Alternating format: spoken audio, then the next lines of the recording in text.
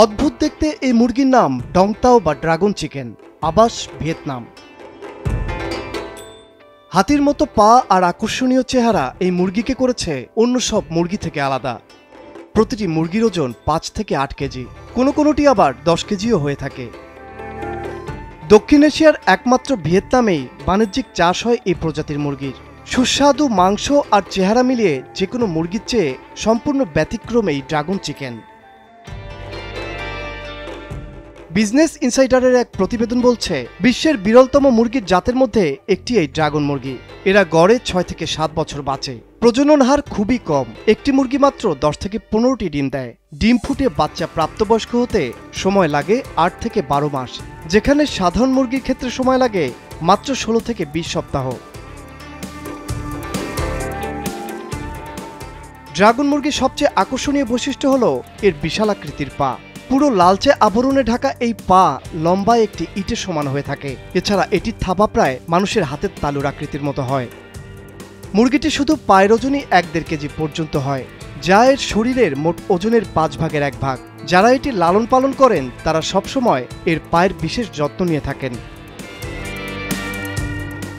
ডংতাও মুরগিগুলো যে গ্রামে পাওয়া যায়, মুরগির নামেই সেটি এখন ডংতাও ভিলেজ হিসেবে পরিচিতি লাভ করেছে।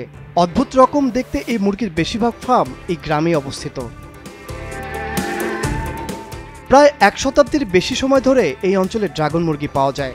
মোটা এবং শক্তিশালী পা থাকার কারণে মোরগ লড়াই খেলাতেও ব্যবহার করা হতো এই বিশেষ মুরগিগুলোকে। তবে বর্তমানে প্রতিনিয়ত বাড়ছে এই মুরগির কদর এর সুস্বাদু মাংসের কারণে। বিশেষ সব বৈশিষ্ট্য আর চাহিদার তুলনায় সরবরাহ কম হওয়ায় এর বাজার মূল্য বেশ চড়া। একটি পরিণত ড্রাগন মুরগি $2000-এরও বেশি মূল্যে বিক্রি হয়, যা বাংলাদেশি টাকায় প্রায় 2 লাখ টাকার মতো।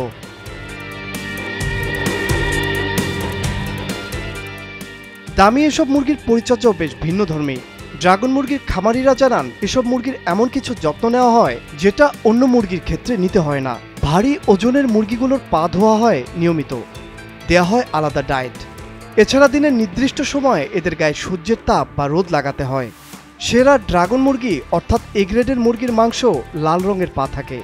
পাগুলো অনেক বড় হয় এবং শারীরিকভাবে এদের নিজস্ব একটা ভঙ্গিমা থাকে। ঐতিহ্যগতভাবে বিশেষ এই মুরগির ফার্ম পরিচালনা করেন অধিকাংশ খামারি, যাদের অধিকাংশই এই ব্যবসা পেয়েছেন পৈতৃক সূত্রে। একসময় শুধুমাত্র ভিয়েতনামে চাষ হতো ড্রাগন মুরগির, তবে এখন অনেক জায়গাতেই এর পরীক্ষামূলক উৎপাদন শুরু হয়েছে, যা সফল হলে বাণিজ্যিকভাবে বিক্রি শুরু হবে বিশেষ প্রজাতির ড্রাগন চিকেন। তানভীর আহমেদ, মাছরাঙা টেলিভিশন।